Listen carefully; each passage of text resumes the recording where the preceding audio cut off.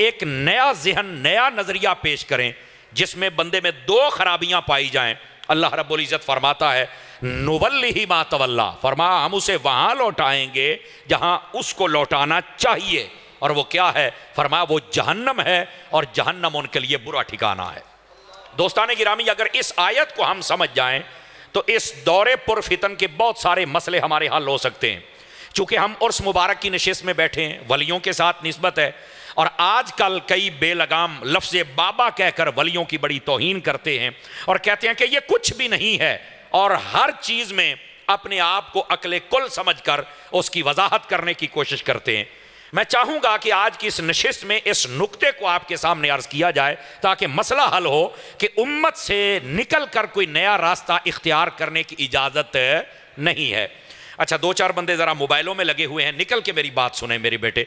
मैं देख रहा हूँ कई नौजवान, फिर तुसी कहते हो और सानू फलाना लै गया तो फलाना लै गया, तो अतारी साहब का जवाब दो, तो जी अतारी आया बैठा तो ना इधर अख चक पा के सुनो ना, समझ आ रही है ना? मैं बड़ी ठहर ठहर के बात कर रहा हूँ ताकि आप जनाब को समझ आए। गिरामी कदर हजरात, पहली बात यह है कि अल्लाह और उसके रसूल से मुखालफत नहीं कर सकते, हक वाजे हो गया।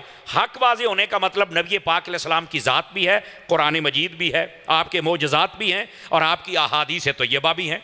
यानी कोई एक ऐसा सवाल नहीं जिसको मेरे महबूब ने हल ना फरमाया हो। तो जब हर चीज़ हल हो गई तो अब इख्तिलाफ की गुंजाइश नहीं है, पहली बात। दूसरी बात यह है, उम्मत का जो इजमा होता है और इत्तिफाक होता है उससे हटकर कोई नया रास्ता नहीं देना चाहिए। यही गुमराही के लिए काफ़ी है कि उम्मत एक तरफ हो, उलमा सुलहा एक तरफ हो, और एक तीसरा बंदा खड़ा होकर कहने जी ऐ सारे गलत ने, जो मैं कहता पे ऐ ठीक है।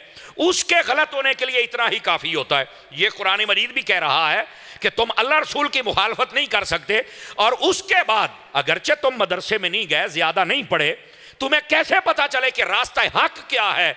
फरमाया जिस पर सारी उम्मत के उलमा सुलहा मुत्तफिक हो जाएं, उस रास्ते पर चल पड़ो, समझो कि तुम हक के रास्ते पर चल पड़े हो। ये जो उलमा और सुलहा का रास्ता है यही तो रास्ता हक है।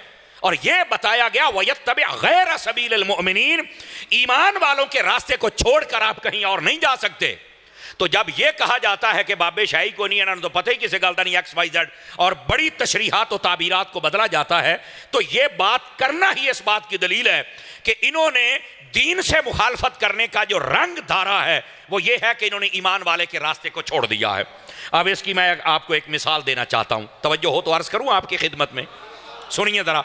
अभी भी एक बंदा मोबाइल में बड़े खुशू व खुजू के साथ लगा हुआ है। हम क्लास में बैठने वाले बंदे हैं, जज़ाकल्लाह। आप ये तकल्लुफ़ ना भी फरमाएं तो तकरीर हो जाएगी। साहब ज़्यादा साहब जब टाइम लेने गए तो मैंने कहते हैं तेरी फीस कितनी है? मैं कहा सारे जहान वास्ते है, तुहाडे वास्ते कोई नहीं, तुसी आपे करना जो करना। मैं कहा क्यों जी? बड़ा इन्होंने पूछा। मैंने कहा नहीं जी, सारे को असी लईदा है, एक घर तो डैन भी छड़ दी है।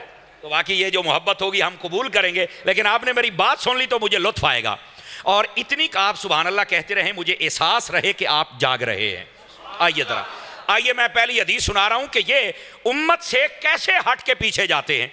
नबी पाक सल्लल्लाहु अलैहि वसल्लम आपकी एक हदीस है, मेरे नबी पाक अलैहिस्सलाम ने फरमाया ला तत्तखिज़ू क़ब्री ईदा वफ़ी रिवायत ला तजअलू क़ब्री ईदा। मेरे महबूब पाक अलैहिस्सलाम ने फरमाया लोगों मेरी कब्र को ईदगाह न बनाना। अब ये हदीस पाक है, सारे गौर से सुनिएगा। ये मिर्जा एंड कंपनी और जितने भी बातिल फिरके हैं वो इस हदीस पाक का मतलब गलत बयान करते हैं। उम्मत ने मतलब और बयान किया है, उलमा ने मतलब और बयान किया है, लेकिन जो फितना परवर लोग होते हैं उनका माना मतलब वो और होता है। वो उम्मत को तोड़ने वाली बात करते हैं, जोड़ने वाली बात नहीं करते। आप कहें बज़ाहिर तो एक हदीस है, सिहा में मौजूद है, और जब ऐसे बदबख्त लोग कई बात करते हैं तो कहते हैं ए हदीस है, ए नंबर है, तो आप ये तो नंबर कभी कोई नहीं दसेगा।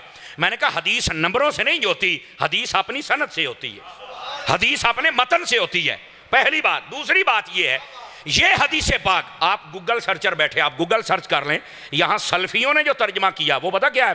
कहते हैं नबी पाक ने फरमाया मेरी कब्र को ईदगाह न बनाना, तो इसका मतलब ये है कि मेरी कब्र पर मेला न लगाना।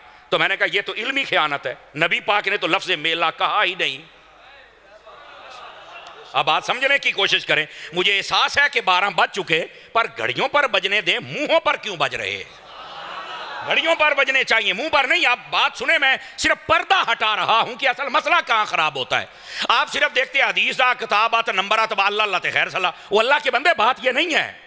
बात ये है जो आपकी खिदमत में अर्ज कर रहा हूं कि नबी पाक अलैहिस्सलाम ने जो फरमाया कि मेरी कब्र को ईदगाह नहीं बनाना, तो इसका यह कतान मतलब नहीं है कि मेरी कब्र पर मेला ना लगाना। लफ्ज़ मेला तो है ही नहीं, मेले का तो इस्लाम में तसव्वुर ही नहीं है।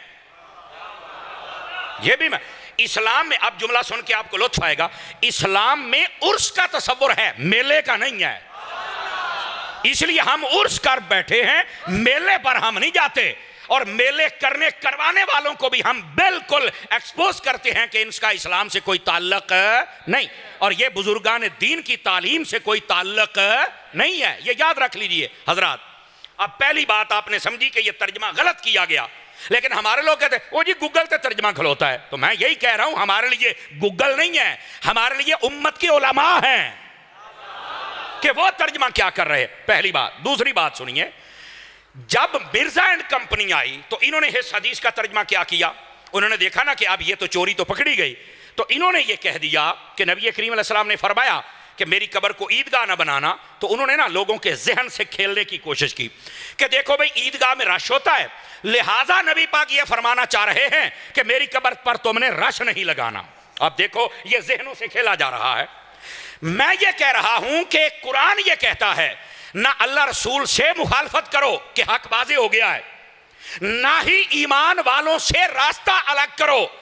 मैं ये कहता हूं कि ये हदीस पाक बयान करने के बाद 1400 साल उम्मत के उलमा को पढ़ा जाए कि उन्होंने क्या यही तर्जमा किया है कि नबी पाक फरमा रहे हैं मेरी कब्र पर मेला ना लगाना। क्या यह तर्जमा किया है कि मेरी कब्र पर रश ना लगाना। कहंदे ऐ तो मैनू नहीं पता। तो मैं क्या पता हुंदा ते सुननी ना हुंदा। गौर से सुनिए, जरा गौर से सुनिए ताकि बात से पर्दा हटाऊं। फ्रंट सीटों वाले तवज्जो मेरी तरफ कर सकते हैं। अब जरा सुनिए, मैं कहता हूं कि अगर इसका यह तर्जमा है, और मैं इस नगीना आस्ताना के जितने भी फुजला हैं मैं इनकी भी तवज्जो चाहता हूं, सज्जादगान की भी, ताकि मुझे बात करने पर शाबाश मिल जाए और मेरा सबक पक्का हो जाए। मैंने कहा ये इसका तर्जमा नहीं है। उसकी वजह क्या है? उसकी वजह यह है नबी पाक सल्लल्लाहु अलैहि वसल्लम ने जब से यह हदीस बयान की तब से लेकर 1450 साल गुजर गए, तमाम उलमा ने इस हदीस को पढ़ा और इसका एक माना मुतय्यन किया है। इसका यह माना किसी ने भी नहीं किया कि नबी पाक की कब्र पर नहीं जाना, आपके रोजे पर नहीं जाना और वहां रश नहीं लगाना। अब मेरा जवाब सुनिएगा और आपको लुत्फ आएगा। अभी आपने वो शकरगढ़ी नाथ खान से कलाम भी सुना है मदीने का, ये उसके साथ बात लिंक करती है। बात यह है कि अगर इस हदीस का यह मतलब है कि नबी पाक ये फरमा रहे हैं